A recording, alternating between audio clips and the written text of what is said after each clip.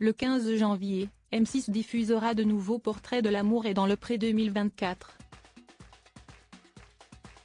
Ils feront ainsi la connaissance de Michael, un candidat à l'histoire personnelle bouleversante. L'amour est dans le pré 2024 continue.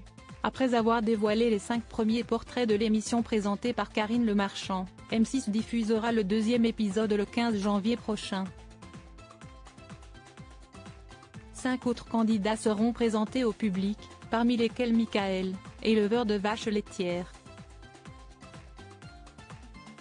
L'agriculteur de 55 ans a un cœur aussi grand que lui.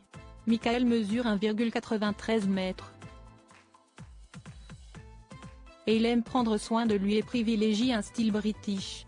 Quand il n'est pas sur son exploitation bien entendu. Il est associé à son frère et s'occupe principalement de la naissance des veaux, plus de 200 par an. Une fois le travail terminé, il rêve de partager des moments complices avec la future femme de sa vie. Car la solitude est difficile à supporter. Si est pour cette raison que ses enfants Aristide et Esmeralda ont souhaité l'inscrire à l'amour et dans le pré. Michael a longtemps mis sa vie amoureuse de côté afin de se consacrer à ces deux merveilles. Du jour au lendemain, le candidat s'est retrouvé veuf et papa solo. La mère d'Aristide et Esmeralda est morte brutalement il y a une vingtaine d'années. Le père de famille a donc dû prendre ses responsabilités et a tout fait pour que ses enfants, en bas âge au moment du décès, soient les plus heureux possibles. Renaud, un papa solo et veuf aujourd'hui, Aristide et Esmeralda ont quitté la maison familiale. Il est donc grand temps pour Michael de penser à lui et de tenter de trouver l'amour avec un grand A.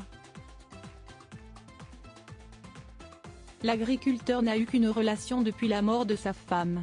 Une idylle qui a duré pas moins de 12 ans et qui s'est terminée il y a un peu plus d'1 an et demi.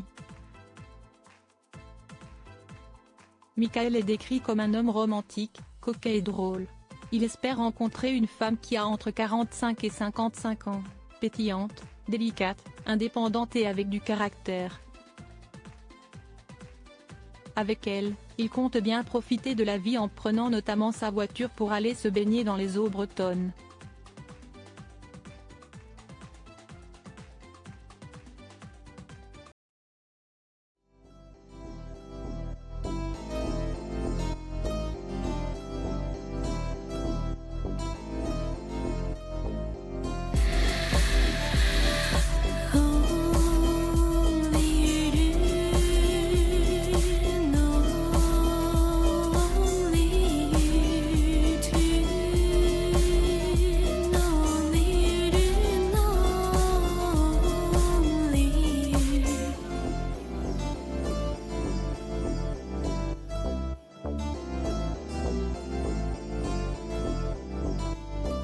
To